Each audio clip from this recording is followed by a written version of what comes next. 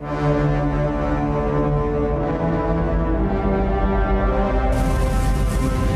over 4.5 billion years, the Earth has been blasted, burned, ripped and scoured. These phenomenal events have sculpted our planet through a series of devastating cataclysms.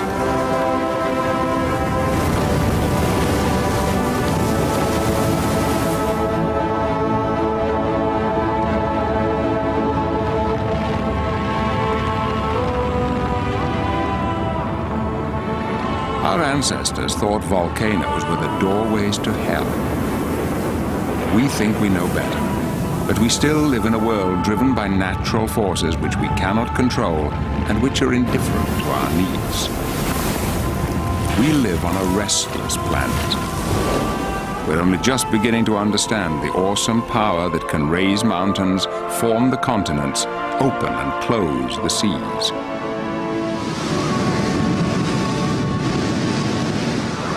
The fragile truce between man and the Earth is being broken all the time.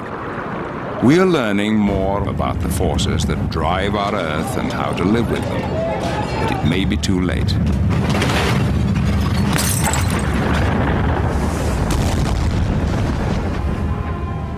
'79 AD, Pompeii, Italy.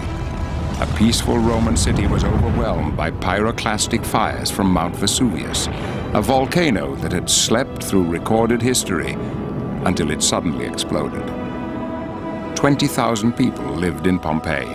Very few escaped the volcanic shroud.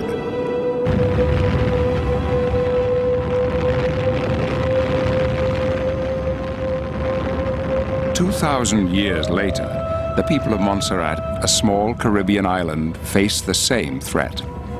In June 1995, the volcano of Soufriere burst into malignant life. It had been dormant for 400 years.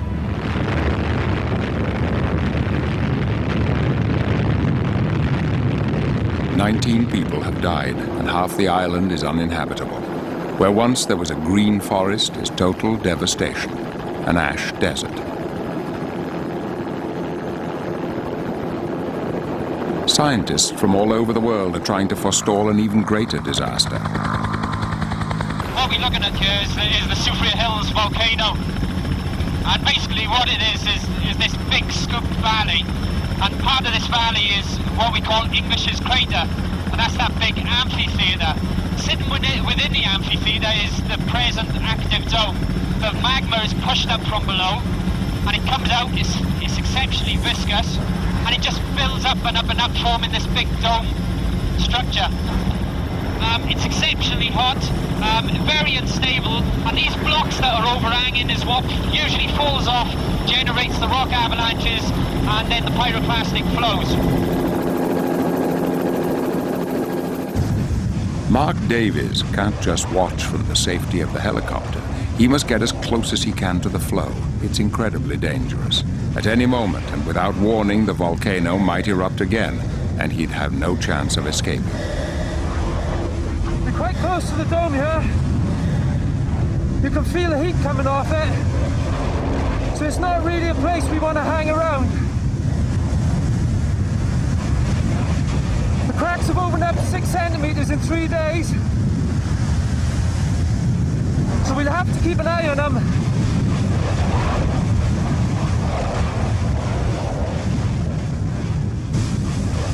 A pyroclastic flow is essentially like a snow avalanche. The only difference being that it's around about 800 degrees C. It contains big, huge blocks within it, sometimes the size of houses. It contains lots of poisonous gases, and all of that will travel at around about a speed of 80 meters per second in some cases, sometimes a heck of a lot faster. So you can't outrun it, you can't outdrive it, and in some cases the only thing that can get you out fast enough is a helicopter. Essentially, if you get caught in a pyroclastic flow, you really don't know whether you get crushed, whether you suffocate, whether you burn to death first, and frankly, I wouldn't want to know myself.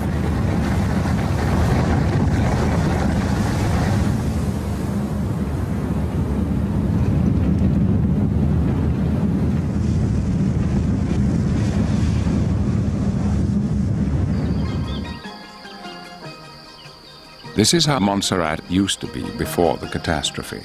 An 8-mile paradise with green hills and tiny farms that had crept close to the mountain.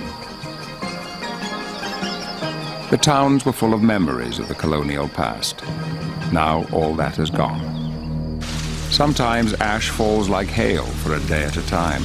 The heat can be felt a mile away. The smell of burning sulfur fills the air. The sun is obliterated, and the midday sky becomes as dark as night.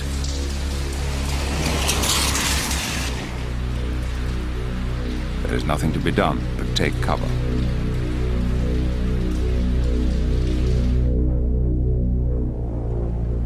Plymouth, the capital, was like Pompeii, a thriving port, center of island life. It too lay in the path of the pyroclastic flow. Because they had warning, the people were able to escape, but slowly their town is disappearing under the pitiless flows and remorseless ash.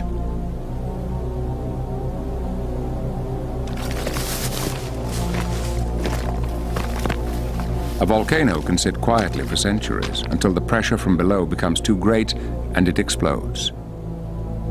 What everyone on Montserrat wants to know is, will it explode again, and will it ever stop?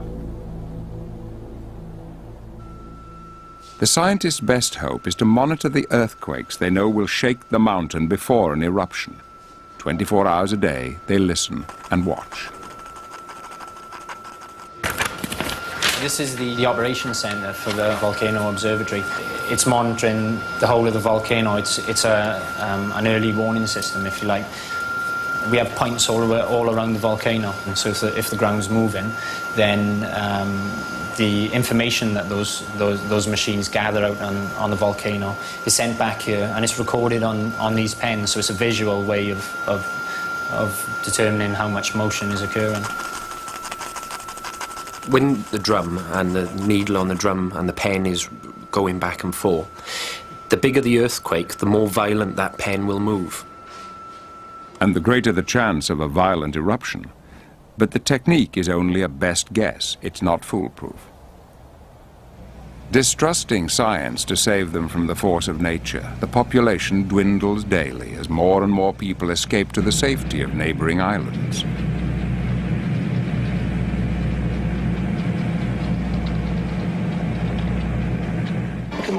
Those who can't leave eke out a precarious existence in makeshift camps. Families are split. The young see no futures. The old can only remember the past.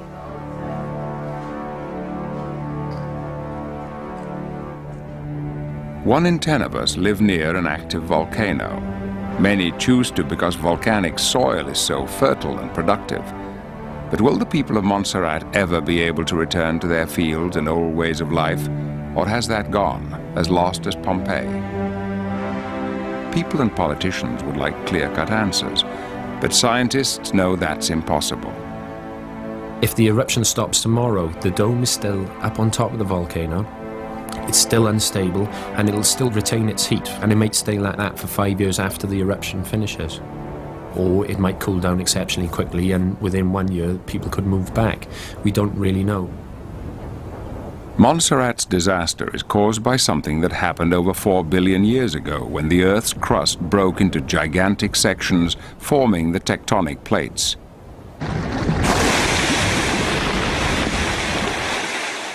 Understanding Earth's tumultuous history is like reading an intricate detective story, for the Earth is unlike any other planet. Its restless surface is changing constantly, destroying the evidence of the past. But if you know where to look for them, the clues are still there.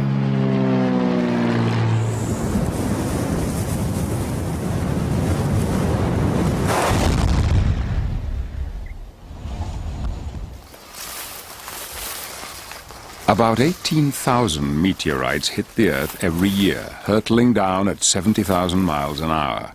Most are small and do little damage, but each brings clues to the catastrophic formation of our planet. Geologist Roger Buick is working in northwestern Australia. Even though it's just arrived, this is the oldest thing on Earth. It's a chondrite, a type of stony meteorite. and it's been wandering around the solar system for about 4,500 million years. And it's stuff like this that the Earth is made of. Space junk, glued together. 4.6 billion years ago, the molten Earth grew as a continual rain of mega meteorites pummeled it on its orbit around the Sun. Each strike brought with it raw rock, the material from which Earth could grow. It also brought explosive energy, raising the surface temperature of the primitive planet to over 1,800 degrees. A vast ocean of molten rock, 100 miles deep, covered the globe. Internal radioactivity raised the temperature even further. Earth became a melting pot. The meteoric iron began to sink to the center, dragged by the relentless tug of gravity. A kilometer sphere of molten iron would make the journey from the surface to the center of the Earth in less than 1 million years, a blink of geological time. The constituents of the Earth were forming. It had an iron core surrounded by molten rock. On the surface, a thin crust was developing. It behaved like these lava ponds, and the turbulent forces beneath began to fracture the crust. These are the tectonic plates, vast sheets of the Earth's crust, tearing and crashing over the planet's surface. They drift endlessly around the globe like giant bumper cars, joining and separating, carrying with them all the continents and oceans. There are 9 huge ones, many thousands of miles wide, and it's at their boundaries that catastrophes occur. When they clash, new landscapes are created, oceans shift, and mountains soar into the sky.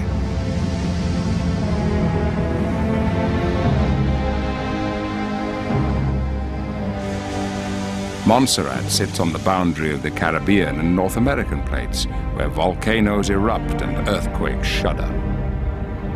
The actual fabric of the land itself is made here, where the tectonic plates that form the ocean floor are torn apart, new lava continually emerges, and new volcanoes are born. In 1963, this act of creation could be seen by all. Some 10 billion square feet of lava erupted off the coast of Iceland to form the new island of Surtsey. It emerged in a matter of days, just like volcanic islands on the primitive Earth. All over the planet, these islands appeared, and in time, they were to form the first continents. Clues as to how this happened are found in the Canadian Rocky Mountains.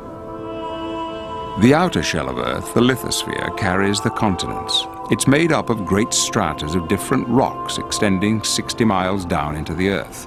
Most of its structure is unknown. The deepest man has ever drilled is 9 miles. Exploring deeper needs a different approach.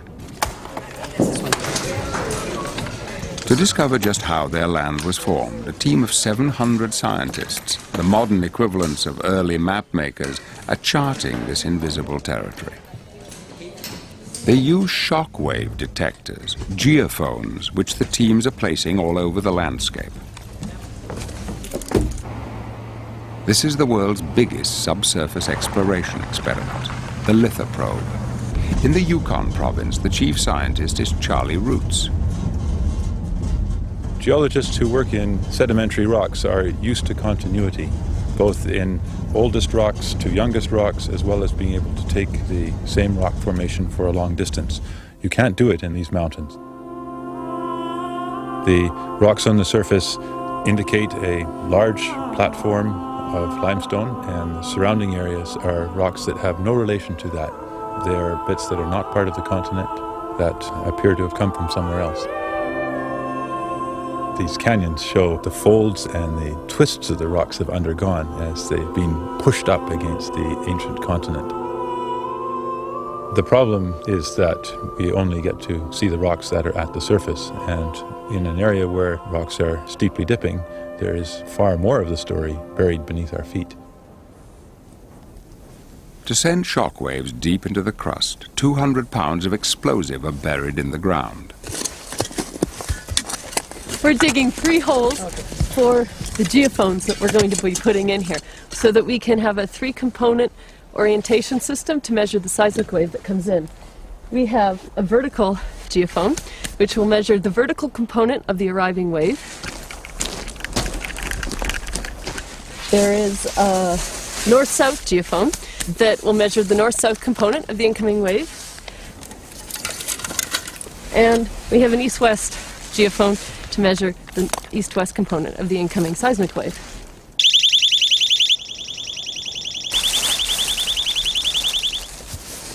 10, 9, 8, 7, 6, 5, 4, 3, 2, 1.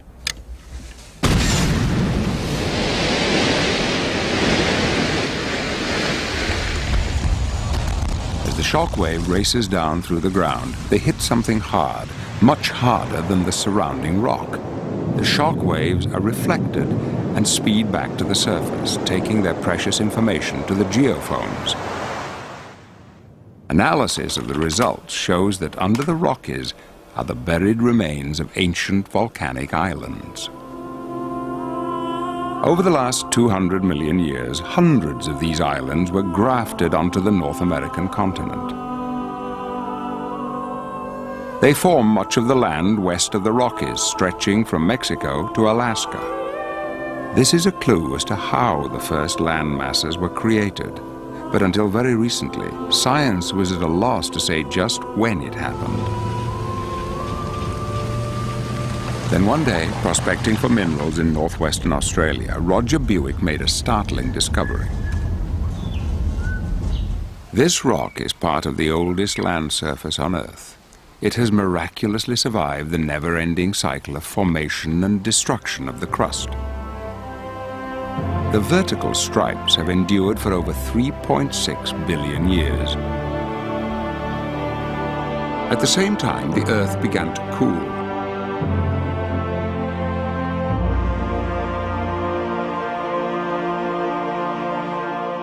There was moisture in the atmosphere, condensing in pockets, but not enough to create oceans or rivers.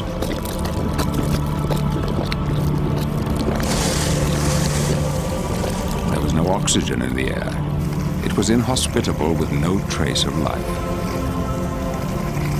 A new theory suggests that in time, water, maybe enough to fill the world's oceans, arrived from deep space, brought on ice comets.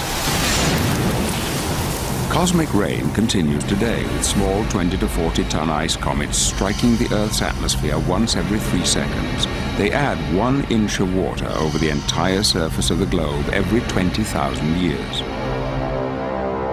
When the atmosphere was saturated, the rain began.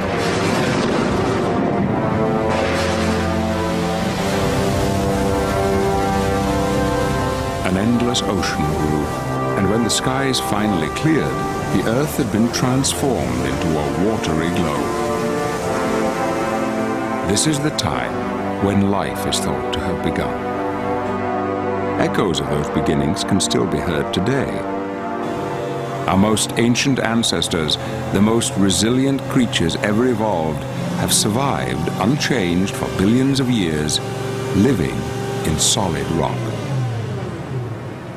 Drilling to great depths into the rocks at Idaho Falls, Princeton microbiologist Tullis Onstott is hoping to take a closer look at their descendants. Okay, thanks, Brian. What I find truly remarkable is that within this core barrel is a massive piece of rock from 200 feet below the surface, and yet it contains as many bacteria in it as there are people on this planet. Now these are living bacteria, and they live at temperatures approaching the boiling point of water. They live at pressures that are 100 times the atmosphere. They live in a salty, briny solution that's alkaline and contains gases that are toxic to us, and yet they still manage to survive. They are known as extremophiles because of their extreme living conditions. To get a closer look, the scientists first extract them from their rocky home. The really exciting thing about heat-loving bacteria is that they're the most primitive organisms on the Earth. And the fossil evidence in the most ancient rocks on Earth indicate that these types of organisms must have existed 3.7 billion years ago. With skill and care, the team work inside glove boxes. Here they can manipulate the sample under sterile conditions. They go to great lengths to ensure that the only bacteria inside the tent are those that have made the journey up from the Earth.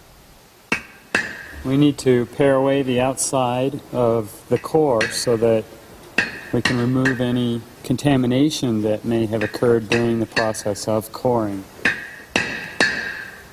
The core is then placed in a press and crushed to a fine powder.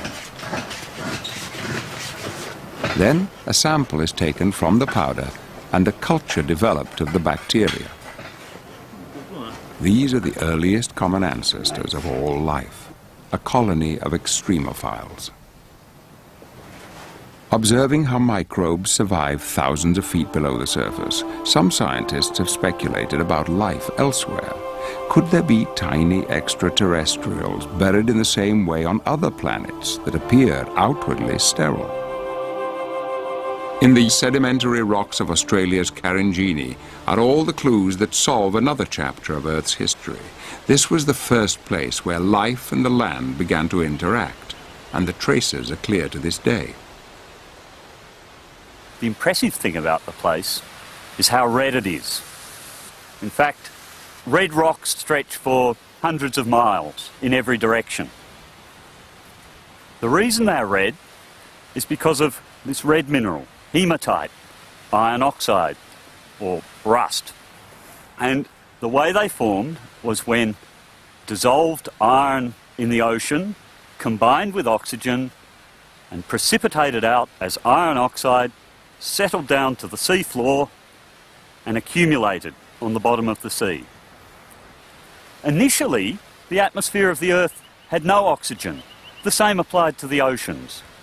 These rocks record an intermediate period when there was still no oxygen in the atmosphere, but the upper layers of the ocean contained oxygen. There's a huge amount of iron oxide here. The sheer volume suggests that the oxygen could only have had one plausible source: biology, living organisms excreting oxygen as a byproduct of photosynthesis. After 2 billion years, the oxygen had finally combined with all the iron. For the first time, free oxygen was able to escape into the atmosphere, and the air became breathable. Deep into the Australian outback is more evidence of primitive oxygen-producing organisms. In a secret location Buick discovered are some of the world's oldest and rarest fossils. What I've done is step back more than 3/4 of the way back to the beginning of Earth history. And here are wrinkly layered sediments that occasionally dome upwards. These are stromatolites, sedimentary structures created by filamentous microorganisms trapping sand and mud between their little filaments. Those microorganisms were probably photosynthetic. The layers thicken over the tops of these domes, competing with each other to get nearer the sunlight. Now, these stromatolites are remarkable for their great age, 3,450 million years old. Not only are they remarkable for that, but we can also infer something about the environment in which they lived. Just back here are gypsum daisies, little star-shaped clusters of gypsum crystals, calcium sulfate. These form when seawater evaporates in a shallow pond near the edge of the sea. Living stromatolites only grow when they're almost permanently submerged in water, so you only see them exposed at very low tide.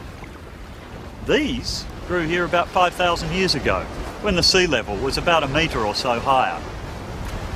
The living carpet of bacteria that formed them died off as the sea level gradually dropped, and the sediment that the bacteria trapped was turned into limestone. These tiny bacteria were the first organisms to live together in colonies. By producing oxygen, stromatolites changed the planet forever. life flourished and became a force to shape the world.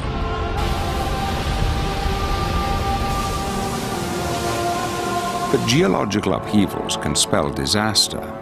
200 million years ago, the supercontinent Pangaea, which stretched unbroken from pole to pole, began to split in two. It took 65 million years. Two continents we know today were shaped by another upheaval that hit the remains of the supercontinent in the south.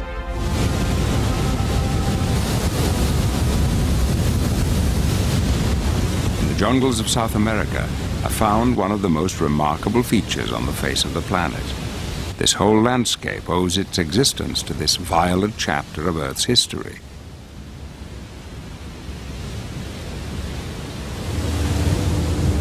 Iguazu Falls, Argentina.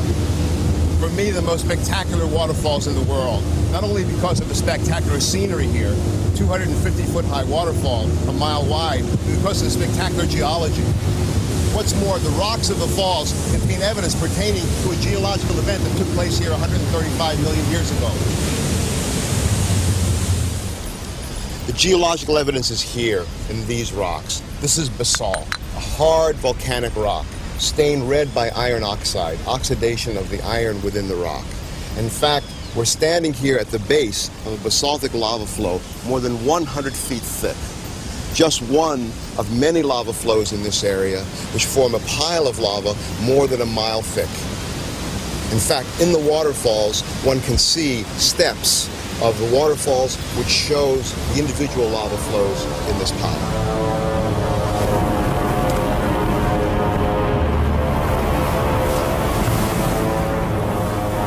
Imagine volcanic eruptions so enormous as to produce lava flows erupting from giant cracks and fissures in the Earth's crust, flowing out over an area twice the size of the state of Texas, more than 250,000 square miles. An enormous volcanic event. Massive amounts of sulfur-rich gases spewing into the atmosphere, droplets of sulfuric acid forming a veil that cuts out the sunlight and cools the climate, sulfuric acid rain killing the vegetation, the makings of an environmental disaster of enormous proportions. This is 135 million years ago, at the end of the Jurassic period of geological time, a time when there were mass extinctions of many forms of life. There's evidence here in these rocks for even more dramatic event in the history of the Earth.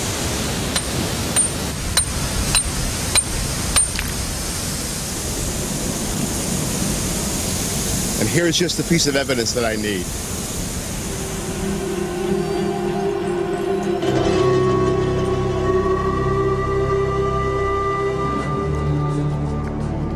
On the other side of the world, across the Atlantic Ocean, is the world's most ancient desert. It dominates most of the southern African country of Namibia. I've traveled more than 4,000 miles, and the rocks are exactly the same. They're basalts, and the age is 135 million years. Clearly, when these rocks were erupted, as floods of lava traveling hundreds of miles, South America and Africa were together as one supercontinent. The Atlantic Ocean, which now divides Africa and South America, owes its very existence to this geological cataclysm that tore Pangaea apart. The supercontinent looked like this, made up of the present-day continents of Africa, South America, India, Antarctica, and Australia. The cracking started here and split the continent into the present-day continents of South America and Africa.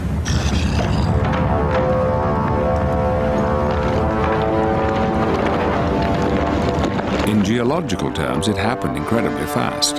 The crack opened northwards at a speed of 2 inches per year, the split unzipping the land as it went along. Fountains of volcanic fire leapt through the crack. The entire process took only 5 million years to complete. Evidence of the unzipping is clear.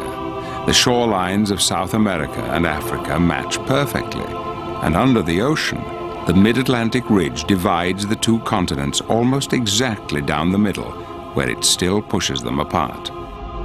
Until recently, scientists had never visited the place where this spreading occurred, but now even the depths are giving up their secrets. Alvin, The world's first deep-sea submersible led the way to this unexplored terrain. Land is Alvin. The valve is open, the light is on, the hatch is shut, oxygen's on, and the scrubber's scrubbing. One of the first regions visited was the East Pacific Rise, part of the spreading area called the Mid-Ocean Ridge. Dive when the swimmers are clear. They expected to find evidence of the Earth at work.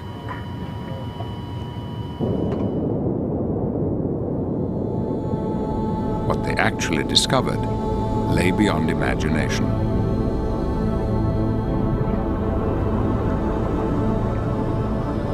From this pioneering work, scientists worldwide are able to study the extraordinary geological systems 4 miles beneath our feet.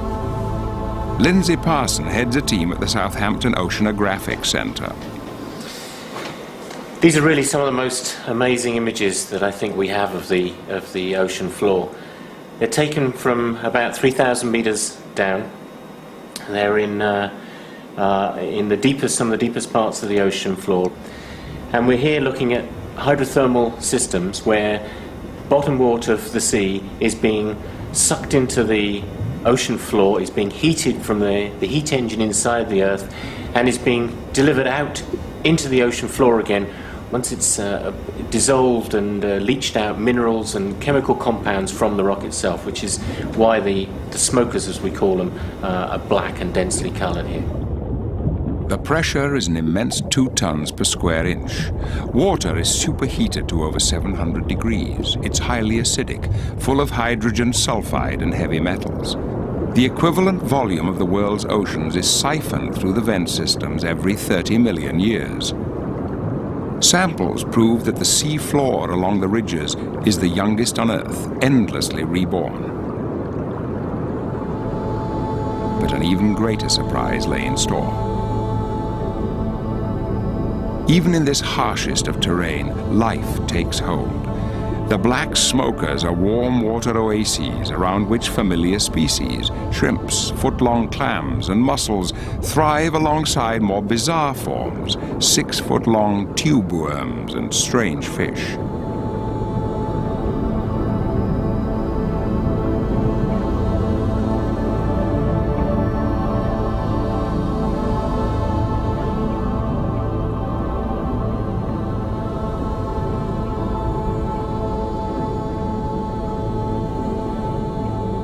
The majority of the life forms here depend not on light to maintain their existence. They absorb and fix chemicals from the hydrothermal vents to keep them alive. They are chemosynthetic communities rather than photosynthetic communities. Far from the sun and the air, these creatures have evolved in a self-contained environment separated from the rest of the biosphere. They have managed to survive the endless geological upheavals that rack the world above them. Maybe one day, long after we are gone, they will inherit the Earth.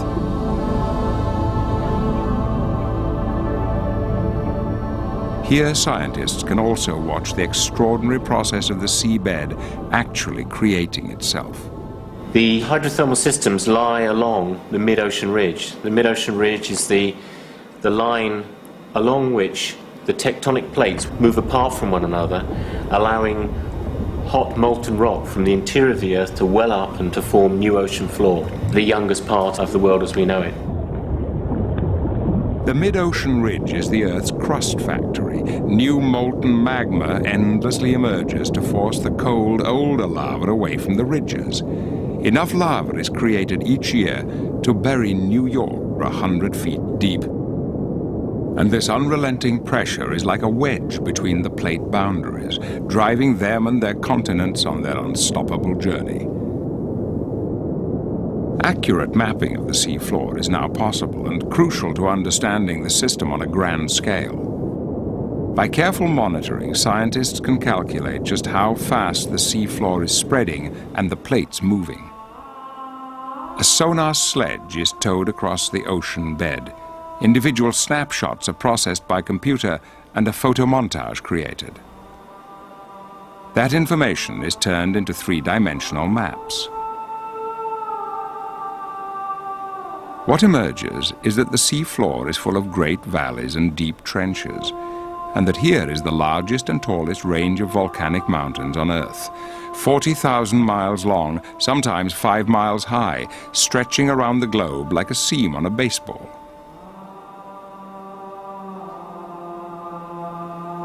Oceanographic research is difficult, but there is a country that might have been designed as a geological laboratory. The one place where the mid-Atlantic ridge becomes exposed on land. Iceland.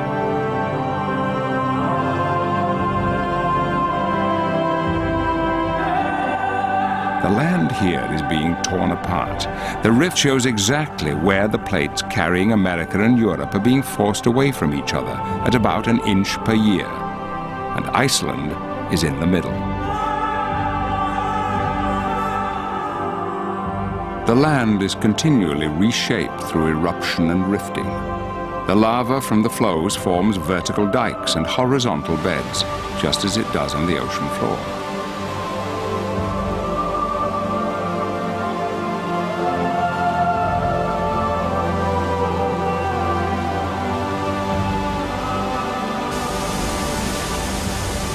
Geysers and mud pools are evidence of the heat and pressure just beneath the surface, continually seeking a way to escape.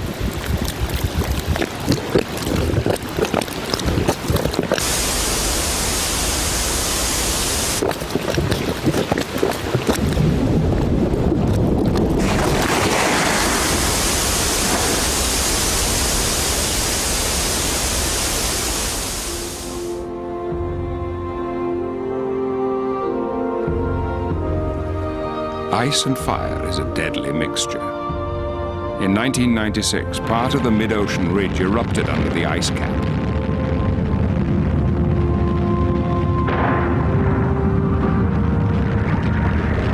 It rapidly melted its way through 300 feet of ice, forming a deep gorge. The meltwater raced away to fill a subglacial lake until it could no longer be contained. In the catastrophic flood that followed, 10 square miles of land drowned.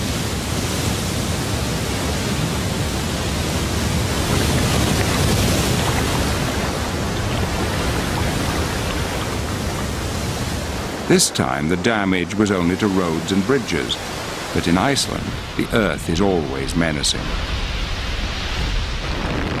In 1975, the Krofla volcanic eruptions began, lasting 9 years. 14 square miles of basalt spewed out, in some places widening the land itself by 28 feet. In 1973, the town of Jaime was almost overwhelmed when the nearby volcano woke from a 5,000-year sleep.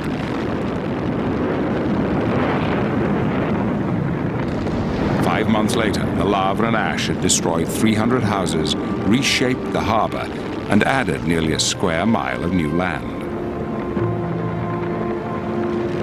Living in a laboratory can be hard.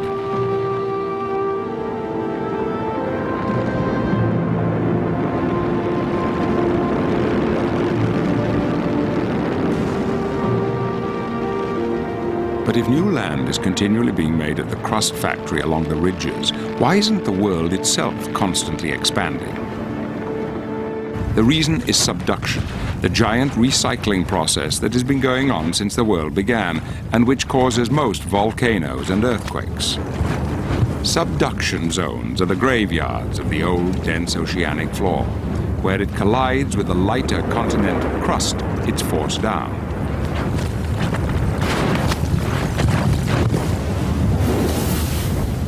Pulls the rest of the plate with it to be melted in the ferocious furnace of the inner earth.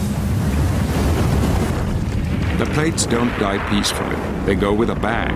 The old ocean floor carries water into the mantle, which mixes with the magma.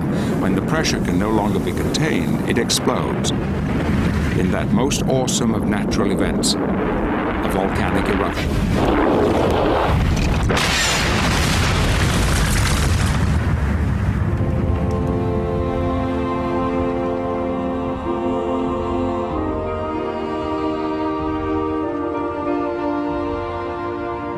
Most of the world's volcanoes are in subduction zones, but there are exceptions. Kilauea is on the big island of Hawaii, part of a chain of islands in the middle of the Pacific Ocean, thousands of miles away from any subduction zone.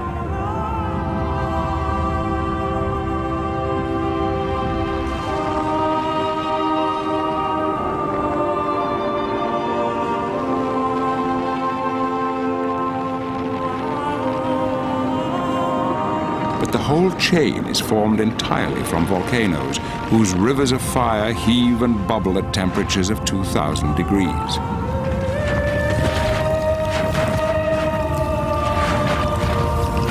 What provides the furnace for all this outpouring if it's not the crashing of the tectonic plates? The volcanologists have an explanation. The lava that's flowing and spattering behind me is a surface manifestation of a thermal anomaly, or a hot spot that's deep within the earth beneath my feet. Where we are now on Kilauea volcano on the big island of Hawaii is at the southeast end of a 6,000 kilometer long chain of seamounts and volcanic islands that have formed as the Pacific plate has moved north and westward over the last 80 billion years or so at a rate of around 9 or 10 centimeters per year. So as the plate moves over this hot spot, you burn through the lithosphere, forming a volcanic island, and then the plate moves on, and a new island forms further to the southeast. The hotspot has made Kilauea the tallest mountain in the world, 30,000 feet from its base on the seafloor, taller even than Everest. It's also one of the most studied.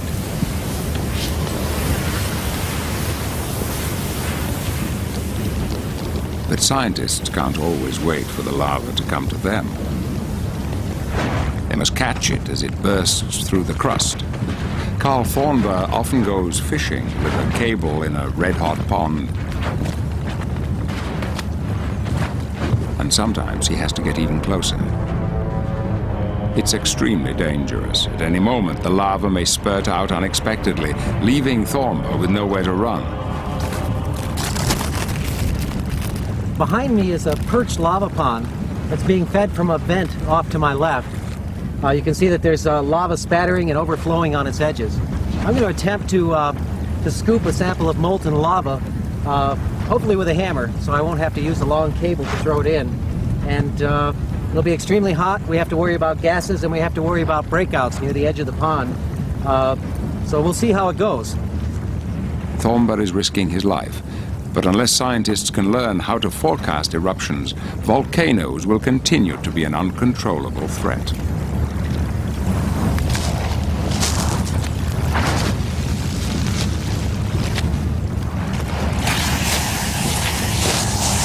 Okay, we'll take this sample back to the USGS Observatory and we'll prepare it for chemical analysis. The chemistry of Hawaiian basalt is unique compared to volcanic deposits near subduction zones or near mid-ocean ridges, and that will be reflected in the chemistry that we see. More importantly, we're looking at very subtle variations in chemistry that can be correlated with the eruptive history of this volcano. So it will allow us to predict what may happen next. High on Maui, the next island in the chain, NASA scientists at the Satellite Laser Ranging Station are preparing for a long night's work. They're setting up to fire a laser beam at a satellite target orbiting the Earth. The information they gain will tell them to the inch how fast the island and the Pacific plate on which it rests are moving across the ocean. They have to time the firing exactly to be sure that no planes are passing. The laser beam would blind any pilot who might look at it directly. Okay, we're at 227 azimuth, 18 degrees L. This is starlit. Culmination's at 74 degrees. We're rotating clockwise. Okay, you'll be clear to fire. We're at 21 going down. The laser beam flashes out and bounces back, pinpointing their location. 22 years of calculations confirm that Maui and the Pacific Plate are moving northwest at the rate of 2.5 inches a year, amazingly fast. This is the absolute proof that the surface of our planet is in constant motion. Tectonic theory says that the volcanoes of the Hawaiian chain should get progressively older and become more eroded the further they travel from the hotspot, and they do. One day, the raging fires of Kilauea will be as silent and cold as these dead cones.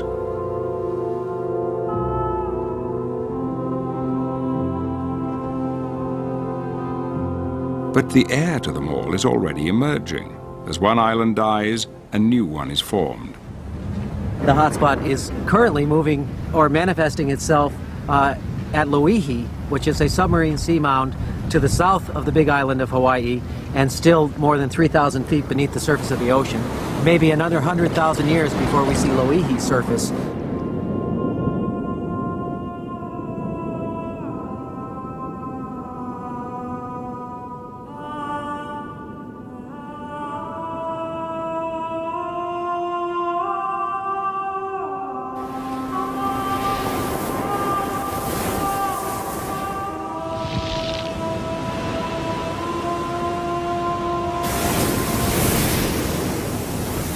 At the same time, the hotspot is causing destruction elsewhere.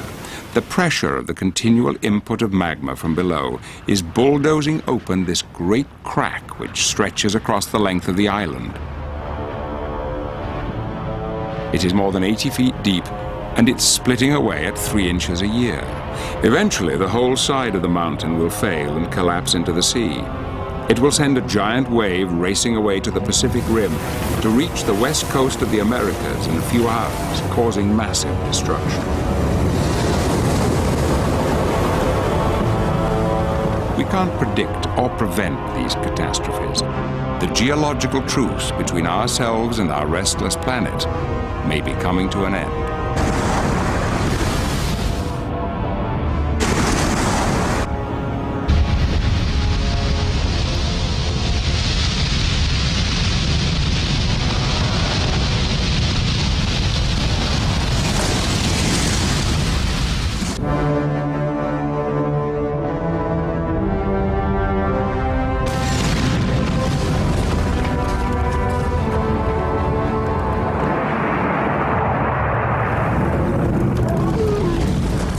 Cataclysms may have caused extinctions and disasters, but they have also shaped the Earth and produced an environment in which human life could flourish.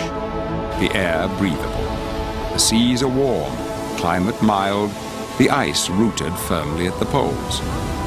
In fact, a geological truce. But that truce may be coming to an end. The forces that drive the Earth are impervious to our needs. With man so widely spread across the planet, cataclysms of nature will turn into human catastrophes. Every movement of the plates brings the danger of disaster nearer.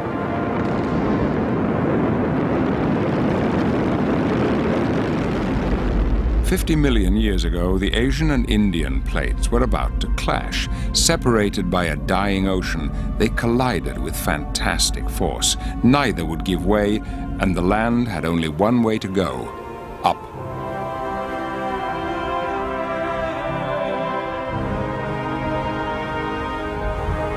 This is the world's highest mountain range, the Himalayas. This entire area was uplifted from sea level to over 5 miles high in less than 30 million years. How do the scientists know?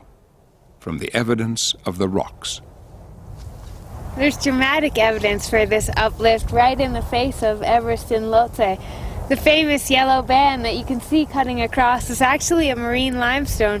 It was formed in the bottom of the ocean. So 50 million years ago, the tops of these mountains were at the bottom of the sea. It's hard to believe. We have similar evidence from Tibet, where we find things like this, ammonite fossils of marine creatures at now more than 4,000 meters above sea level. Certainly these tell us that plate tectonics supplies enough force to lift things from the bottom of the ocean all the way to here, the top of the world. This is the only place where two continental plates are colliding on such a scale, and the mountains are still growing as a result of the tectonic squeeze. Even Everest is still stretching skywards. I can't quite feel it, just standing here on a piece of Himalayan rock. The Earth that I'm standing on is actually moving up at about 10 millimeters a year, and is moving to the north at an even faster rate than that, maybe 15 millimeters a year. The reason why we can measure this is because of these fantastic receivers. They use 4 satellites up in the sky above me to solve a simple triangulation problem. But they're so accurate that they can give me something like 1 millimeter of accuracy in the horizontal and more like 5 millimeters in the vertical. That way I can come back year after year. We can see that this point drilled into this rock that's attached somehow to the root of these mountains and the continental plate that they're stuck to is moving. There is another way that Rebecca Bendick and her colleagues can discover exactly how the Himalayas are growing. They have found an area in the foothills, 10 miles south of the highest peaks, that is rising even faster than the mountains. The clues to the uplift are found in the fast-flowing rivers that tumble through these valleys.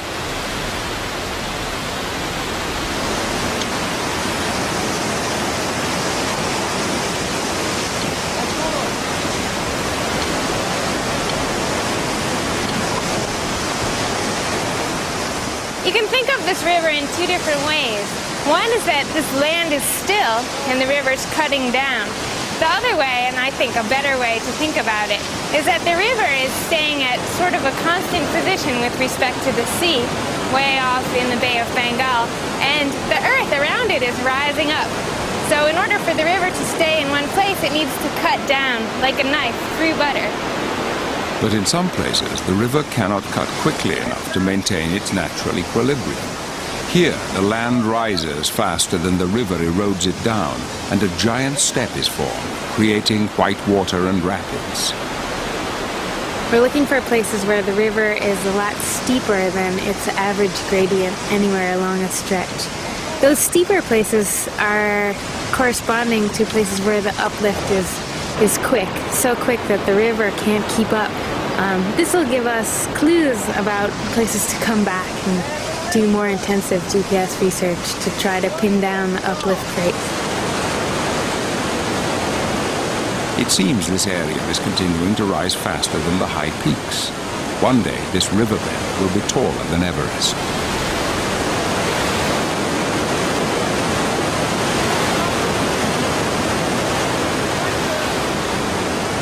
Taking data in this way is dangerous, but with a little bit of care, it's definitely worth the good information that we get about the Earth. That information is vital for the 100 million people living in the danger zone round the Himalayas. Earthquakes are common. 30,000 people have been killed in the last century alone. This area has been quiet for 700 years, and a major quake is long overdue. Rebecca Bendick's monitoring shows that the convergence of India and China at 2 inches a year is setting up immense stresses which must eventually be released. A solar-powered GPS station will send back information 24 hours a day, hopefully giving an early warning. The crux of the matter is that we need to know how that total convergence is partitioned over the faults. If all 60 millimeters of convergence has to be accommodated in one place, on one fault, on this one narrow line, then the earthquakes we have there are going to be big and they're going to happen often.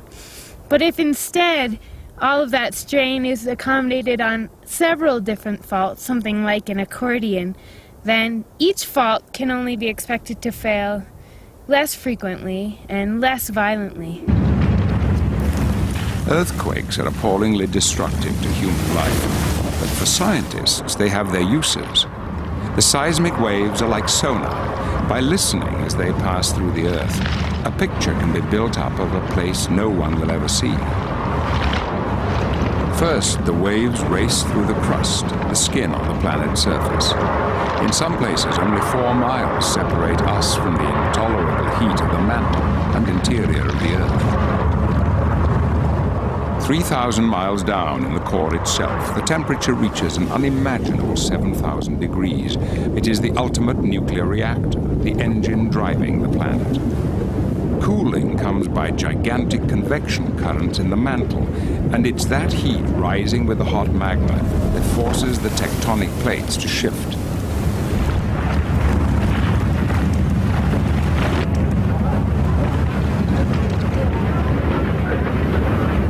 Earthquakes are a ferocious manifestation of the power of the Earth's plates.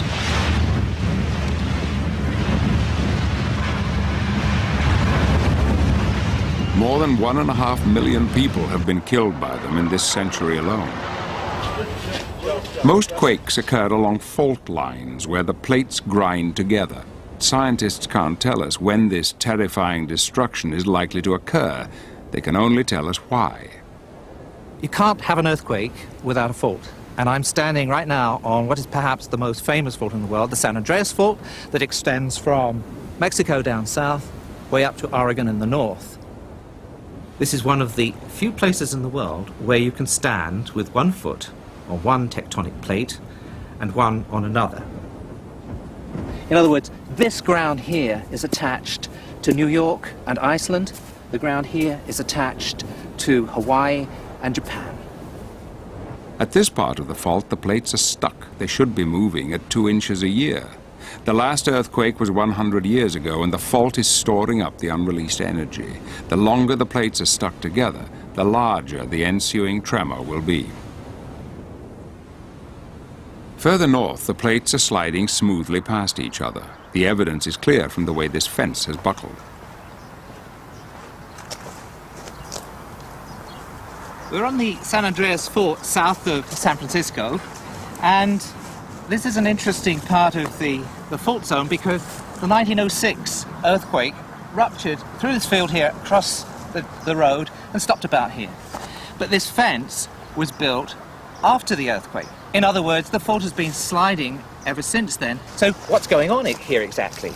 And you can see here there are cracks in the road. These have grown since I was last here, all over the road here. And I have a machine in the field and I am absolutely dying to see what it says. Let's go have a look.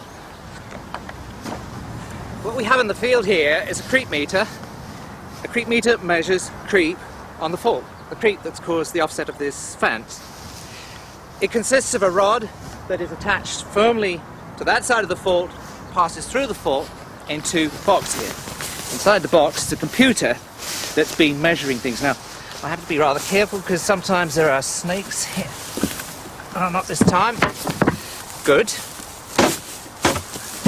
What's left are black widows and ants. All right.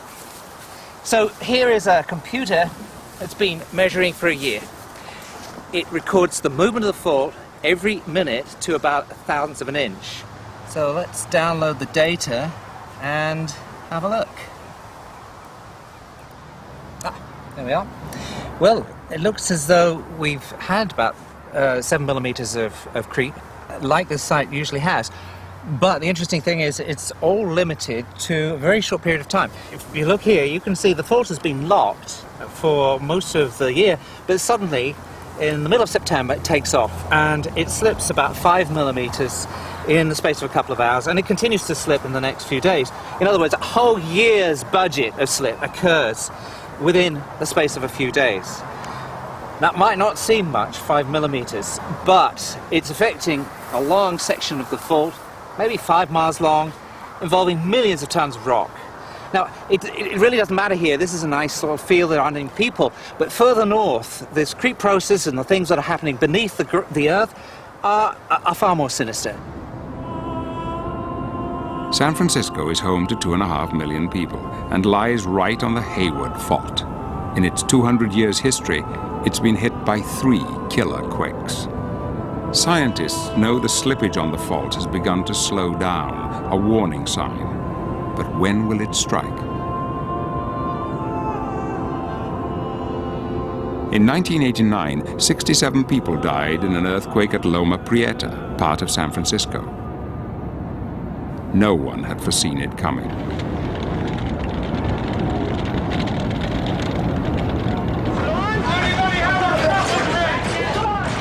Earthquakes are an inevitable consequence of the movement of plates.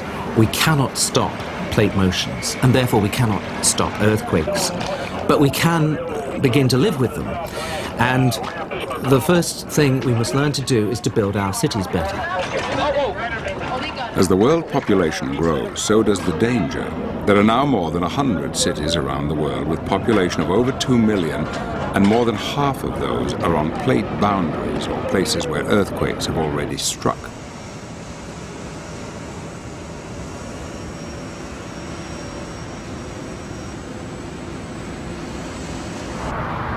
Los Angeles is the most vulnerable of all the places on the West Coast fault line. This stretch of road shows why. Not only is it on the San Andreas, but here the fault is being forced round a bend. Where this happens, the rocks get compressed with enormous force. They cannot go sideways, so they go up. The movement curls the rocks, bends, folds, and crunches them, faulting and distorting the land. Many faults never surface, although scientists know they're there. Known as blind faults, they are probably the most dangerous of all. You come down the hills here until you hit the plains, the flat area where 11 million people live, and across there, far behind the tall buildings of downtown LA, we think there's a fault right there, right underneath the center of LA. At 4:24 in the morning on the 17th of January 1994, the suburb of Northridge was shaken to its foundations. A blind fault had fractured 11 miles down, causing some of the most intense ground shaking ever recorded. Ground acceleration exceeded gravity, throwing buildings, furniture, and people into the air. 61 died, 9,000 were injured. Buildings, roads, and bridges were destroyed.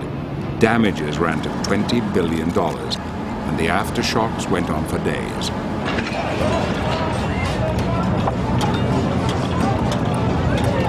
When it goes, like Northridge did, seismic waves are spread all over the base, big ripples shaking all the buildings. It's exaggerated where the sediments are concentrated in the basin here, because the basin's completely flat, and it's flat because it's washed in there from the mountains by water, so we have saturated sediments. When the sand and water combination is shaken together, it turns liquid for 5 minutes after the shocks, causing tall buildings to destabilize and fall. It's called liquefaction and presents an enormous and unpredictable danger. And there is another geological trap waiting to spring. The San Gabriel Mountains stretch from the San Andreas Fault down to the Los Angeles Basin. As the earthquakes crack and shudder along the faults, they are being inched towards the city. Here the fault is pink and the mountains in yellow. This is how they have swung so far. In some distant geological future, they will cover the city completely. What does the geological future look like? What clues are hidden in the mountains, deserts, and seas? It's difficult to grasp that the march of the Earth is unstoppable. We've been very lucky because modern society has actually developed at a time when very little has been happening geologically. So we've been in a period of geological quiescence. Now this isn't going to last. We know that there are going to be major global catastrophes occurring in the future, gigantic tsunami, big volcanic eruptions, more impact events. And on that basis, we know that we're all living on this planet simply by geological consent. Ice is crucial in helping to keep the Earth's climate mild enough for life to survive. But worldwide, the temperature is rising, and the ice is melting.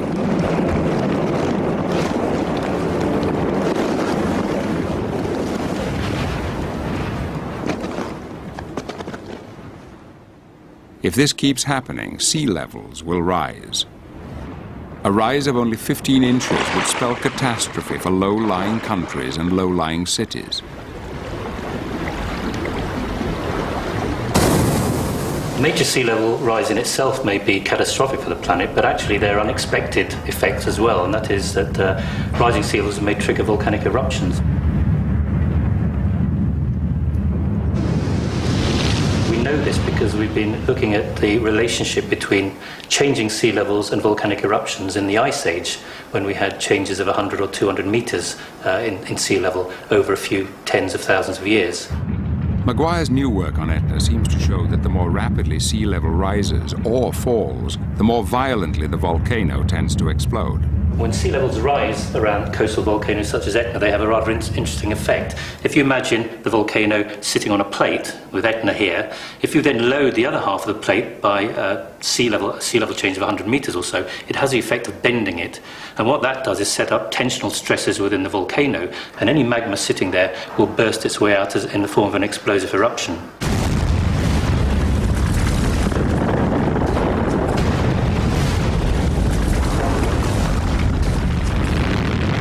In modern times, we haven't really experienced the full terror of a volcanic catastrophe.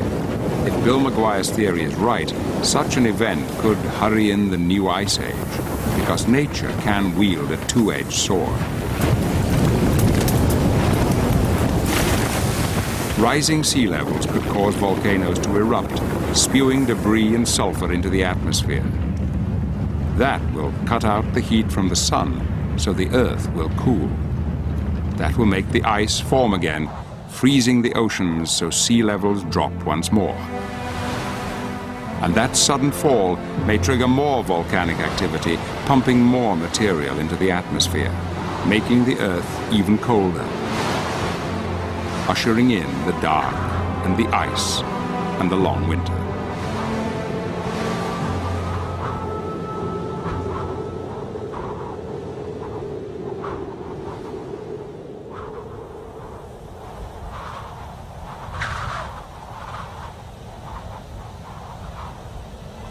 There is evidence for many ice ages during Earth's history, but the last full and most severe one began 45 million years ago, just as the Himalayas were being formed. One theory attributes the dramatic cooling to this tectonic turmoil. The mountains are littered with limestone rocks and rubble. This debris would combine with rain and carbon dioxide in the air in a chemical reaction which removed millions of tons of the gas from the atmosphere. With less greenhouse gas to keep it warm, the entire planet would cool, triggering the Ice Age.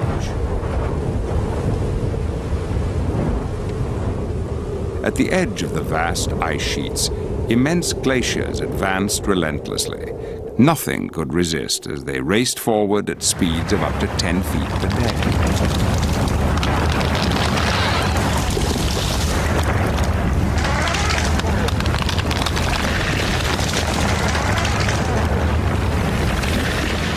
The ice covered more land, so more of the sun's heat was reflected back into space, chilling the planet further. At its coldest, Earth was covered by 3 times the volume of ice on the planet today. This ice locked the water away, trapping it on the land. With less available water, the world's sea level dropped by 425 feet.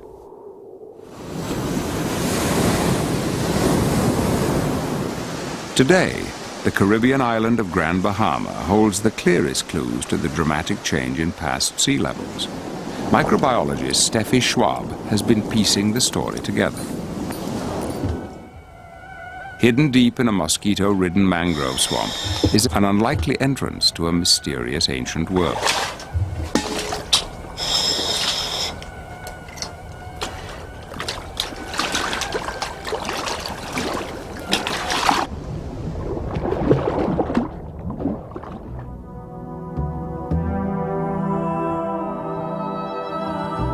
These caves have a story to tell concerning past sea level fluctuation and past interglacial and glacial periods.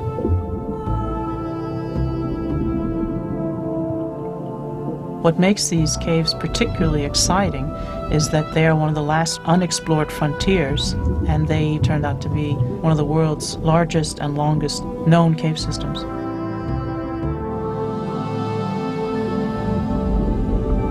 We move from the entrance into a very large cathedral room where we can see the ceiling comes up to what we commonly call these cave systems, which is a blue hole.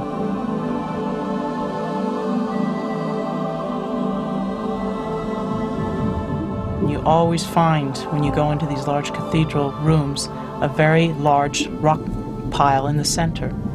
And usually the collapse happens when the water is no longer in the cave, supporting the ceiling.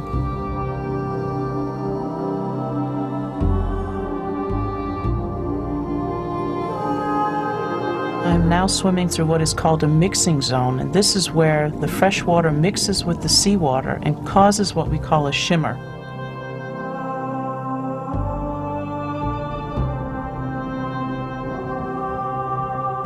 This mixing zone is responsible for aggressively attacking the wall rock. It's like soft cheese.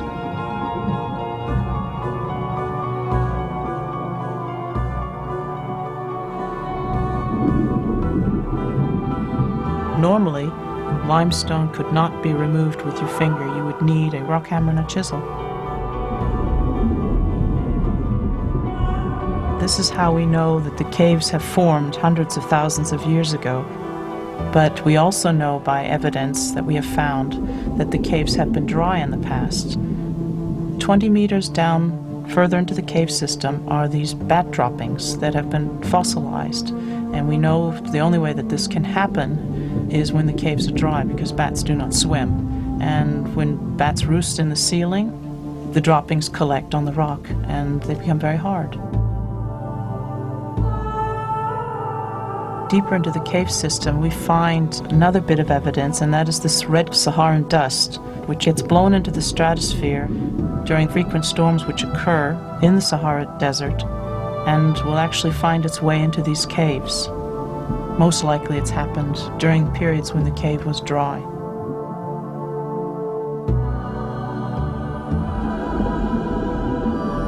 The final bit of evidence which supports the fact that the caves have been dry are these beautiful stalactite and stalagmite gardens that we find at 28 meters plus. Stalactites and stalagmites form during the ice ages and have formed over a period of hundreds and thousands of years. What happens is the water is frozen in the ice caps on the poles, sea level drops, and the caves become dry. And usually during ice ages, it rains a great deal more in the tropical regions of the world. This rainwater percolates through the bedrock or the ceiling rock and dissolves the rock that's there, and it comes out in the drip water and crystallizes, just like an icicle. And basically these are rock icicles.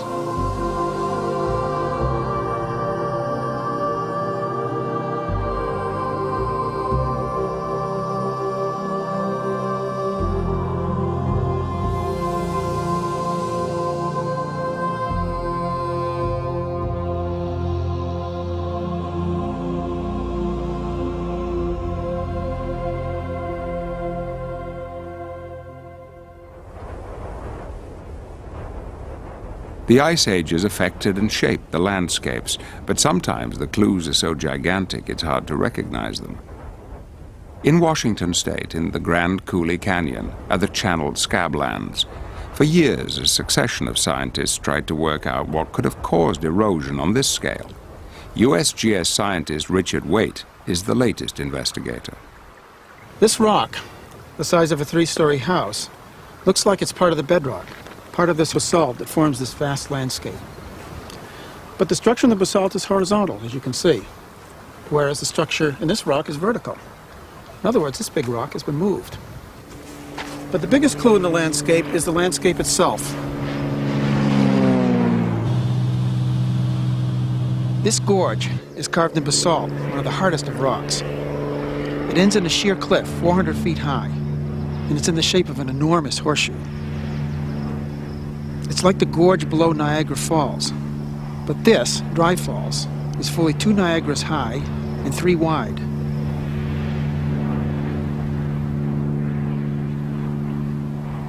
Waite is continuing the work begun by geologist J. Harlan Bretz in 1923. Bretz was the first to say that this entire landscape was a gigantic riverbed formed by 3,000 square miles of the Columbia Plateau being swept away. No one believed him because the scale was so huge, But he was certain that the only explanation for this scale of damage was an enormous flood. The whole area was obliterated and changed forever as the torrent flooded through. Even on the top of the cliffs, the water was over 100 feet deep.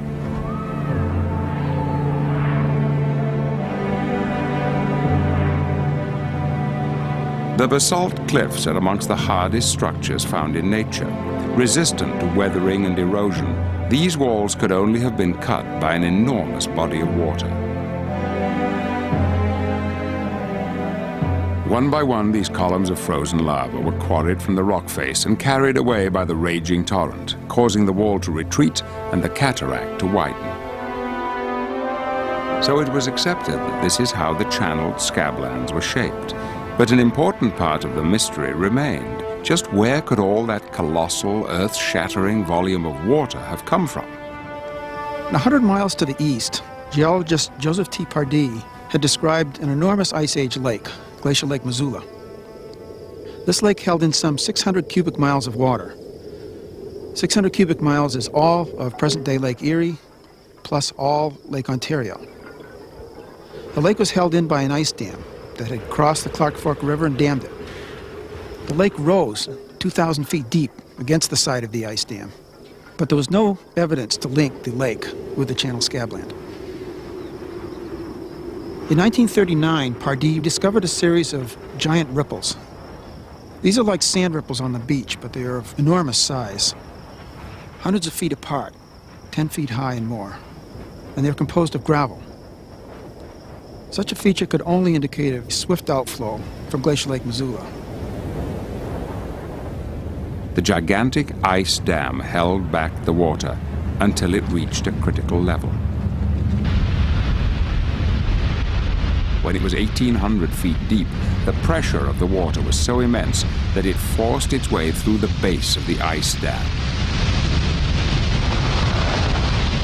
Having found a weakness, the icy waters raced on, widening the split and weakening the dam catastrophically. The waters of the entire lake were released in a devastating discharge. This discharge was 10 times the flow of all the world's rivers. That's almost beyond belief. In 1926, a freak flood created a 100-foot deep canyon, 200 miles away in the Walla Walla Valley. It revealed many layers of silt. Waite realized that this area must have been in the path of the great floodwaters that formed the channeled scablands. This white layer here is an ash that we know is from Mount St. Helens. We've analyzed it chemically, mineralogically, and it clearly came from Mount St. Helens.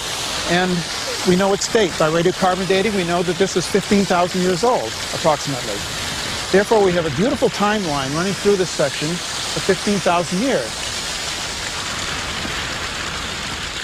The ash could only have fallen after the flood had passed and the sediments settled. Yet it's covered by many layers of sediments, 39 in all. This was the final piece of evidence that explained the creation of the scablands. The catastrophic outburst flood must have happened time and again. Once each flood had left its mark, the vast glacial dam would advance and the waters of Lake Missoula would start to rise again, continuing the cycle of flood followed by calm. Only when the time of the ice was over did the flood stop. The change from Ice Age to warmer times is governed by how close the Earth is to the Sun. Every 100,000 years, the shape of the Earth's orbit around the Sun changes. This has led some scientists to wonder if the recurring cycle of catastrophe and extinctions on our planet is governed by extraterrestrial forces.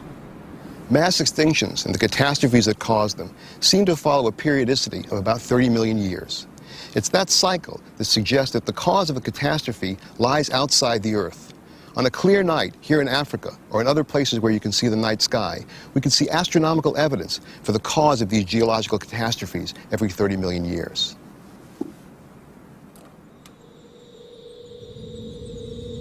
Our solar system is on a voyage through the disk-shaped Milky Way galaxy. Every 30 million years, we pass through the densest part of the galactic disk.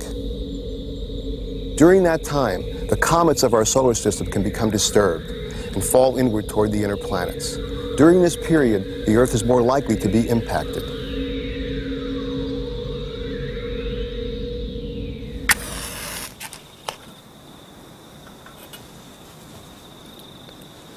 This cycle may explain the catastrophic history of the Earth.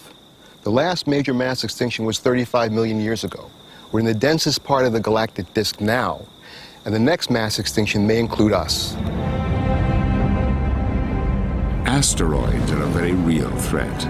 They even formed our own moon. Soon after its violent beginning, our planet suffered a ferocious assault. A rogue asteroid bigger than Mars smashed into it with enough power to blast much of the Earth's surface into space. The debris was drawn together by gravitational forces and formed a proto-lunar disk. From that, the new moon grew rapidly, sweeping up the debris in orbit around the Earth. Computer models suggest it only took a year for the fragments in orbit to coalesce and form a single moon. This is the Clark telescope at the Lowell Observatory in Flagstaff, Arizona. It's a telescope that was used to take pictures of the moon in preparation for the Apollo moon landings. To see the moon tonight, we need the telescope up in this position. And we can make some fine adjustments.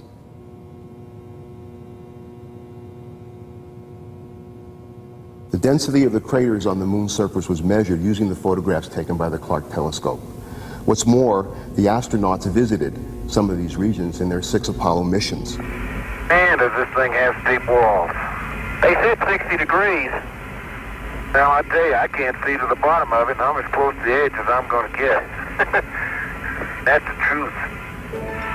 I can't believe we came over those mountains. The largest impact feature on the moon, the Imbrium Basin, is more than 1,000 kilometers across and was produced by the impact of a comet or asteroid more than 100 kilometers across. Yeah, those are pretty big mountains to fly over, aren't they? The basin is surrounded by mountains more than 5 miles high. This is where the Apollo 15 astronauts landed and took samples. They show that these mountains are not like the mountains on the Earth, but they're piles of rubble, fragmented rock thrown out by this giant impact.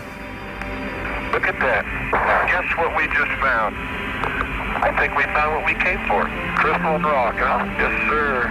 You better believe it. The pristine moon rocks that were brought back by the Apollo astronauts have been radiometrically dated and studied, and they show that impact has been an important process in the formation and evolution of the Earth-like planets.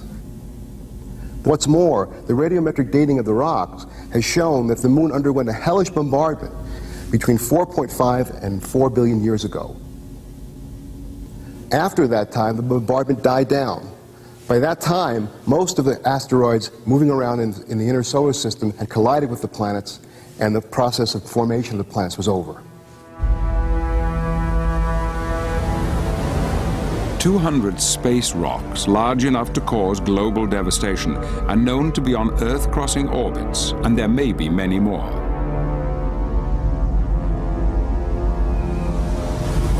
Here in Namibia, meteorites have always been considered special objects, worthy of veneration. These meteorites have been put on display as a centerpiece of the city. The impact of small iron meteorites like this would have little effect on the Earth as a whole. But the impact of a much larger object, a 6-mile diameter asteroid or comet, would cause a mass extinction, as we know from the geological record. The impact of a 1/4-mile diameter object, like the one that just missed the Earth in 1996, would cause widespread destruction. A hit in the ocean would cause tsunami that would devastate coastal cities. And a hit on land would produce a dust veil that would produce nuclear winter-like conditions that would threaten civilization as a whole.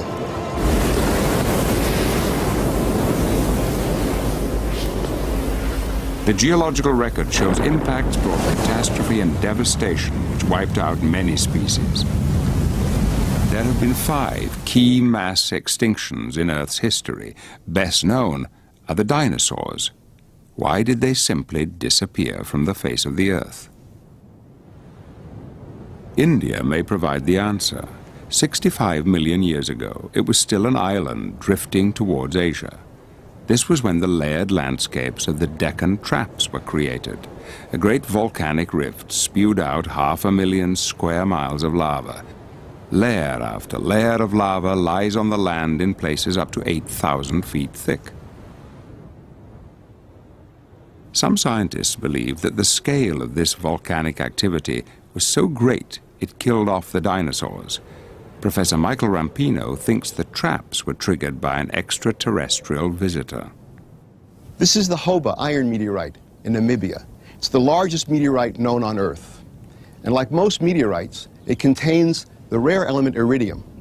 And iridium has proven to be the clue, the connection, between the impact event and the extinction of the dinosaurs. Iridium is found near impact craters, but is extremely rare elsewhere in the Earth's crust.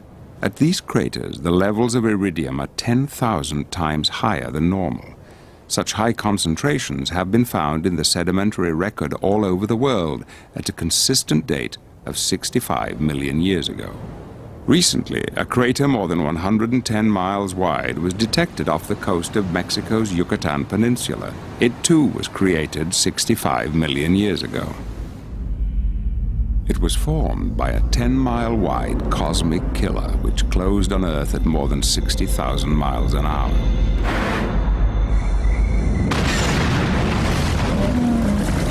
It struck with the violence of the world's entire nuclear arsenal exploding 1,000 times over. It sent out a ferocious fireball engulfing the land for thousands of miles around. Enormous fires raged for months, destroying everything in their path. The impact may have had other catastrophic effects as well. The force was so great that shock waves went out from the point of impact in Mexico around the world and focused and concentrated at the exact opposite point of the Earth, in the Indian Ocean. The exact opposite point in those days was the island of India, and Rampino believes the violent volcanic eruptions which created the Deccan Traps was triggered by the meteorite. The effects of the impact explosion and the volcanic flood poured millions of tons of dust and ash into the air, plunging the world into darkness. Nitrogen, sulfur, and oxygen in the atmosphere combined to form acid rain as the Earth cooled.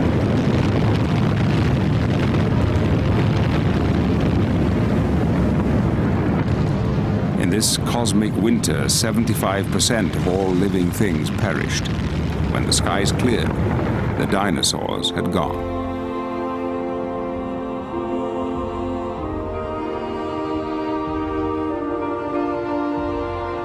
Human time span is so short, it's hard to understand that we will be undone by forces that play out over millions of years. In Utah, the shells of countless millions of marine creatures which lived and died here have been exposed where the San Juan River creates a great tear in the Earth's crust. The river has revealed a lost world. 200 million years ago, the shallow seas once lapped the shores of the giant supercontinent Pangaea, which stretched unbroken from pole to pole. 50 million years ago, this entire region underwent a cataclysmic change. Erosion began relentlessly stripping away layer upon layer of rock.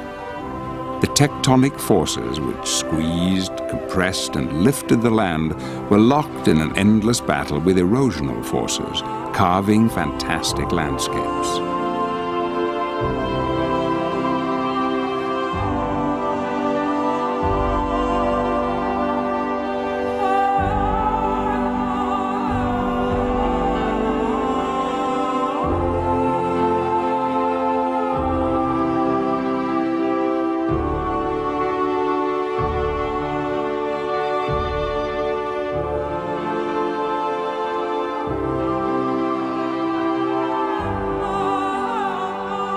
Water is the strongest force of all. It cuts through solid rock to create deep canyons. With terrible patience, it will scour away the stone and shape the rocks.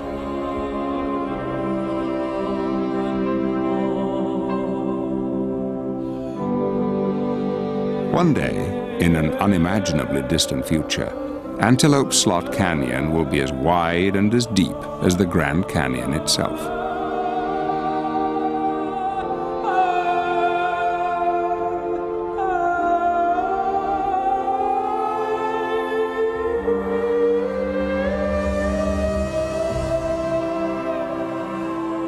The 1,000-foot-high sandstone pillars, buttes and mesas that rise above the plains are the memorials to millions of years of the geological battle. But they too will disappear.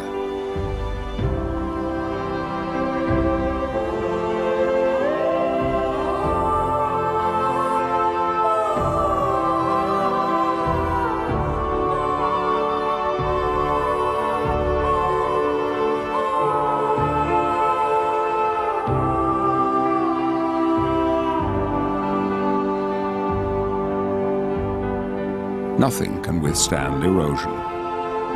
Sculpting the surface, gouging out the deepest ravines, cutting down the tallest mountains, nature finds its own equilibrium.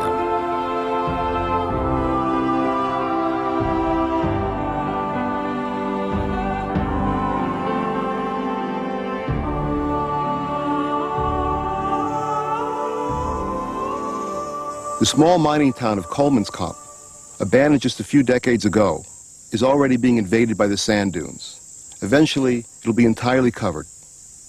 If we turn our back for one moment, the geological cycle of erosion and deposition will take over. Professor Rampino knows from his work in the Namibian desert how the tectonic dance will end. Scientists may argue about the short and medium term, but the further ahead they look, the clearer the vision becomes. The sand in this dry riverbed in Namibia is part of an endless cycle of erosion and deposition. The sand is formed by erosion of granite outcroppings and carried downstream by rivers to the coast and picked up by ocean currents, moved along the Namibian shore to form the long beaches of Namibia. Some of the sand is blown inland to form dunes.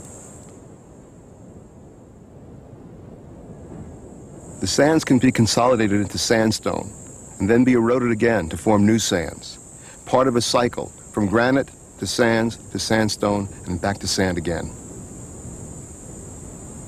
On a human timescale, not much happens, but on a geological timescale, all that we have done and all that we have made will be destroyed. So, at the end, Earth has no future. Through millennia to come, the unfamiliar continents will form and move on as the plates continue their wanderings. Rivers will change their courses, oceans will empty and fill, and mountains erode and rise again.